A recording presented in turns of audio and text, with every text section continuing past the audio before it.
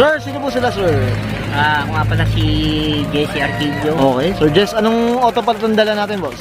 Honda SIR Oh. 2000 model. 2,000. Boss, may tema ba tong auto natin? Anong inspired or ano ba? Inspired ko Type R eh. Type R. Kumbaga, more on Type R ang pyesa natin, boss. Parang ganun. Okay.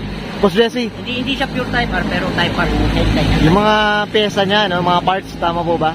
Okay, boss Jesse, syempre very curious sa mga auto natin. Paano ba kayo nahilig sa pagkukotse, boss? Sige po. Hilig ko sa pag-auto talaga. Hilig ko yung mga ganito EK. Yan, mga Honda, yun lang hilig ko Honda. Honda. Kumbaga, boss, ilang years na kayong nag-Honda talaga, boss Jesse? Tagal na. Ano pa ako nun? Ang edad ko nun, nasa 28 years old. Nag-Honda na ako na lang. Iba Honda. naging Honda ko, hatchback. Tapos, dito na punta ako sa EK. Ito, ano ba? Pambenta pa ba to o pirme na dito? Actually,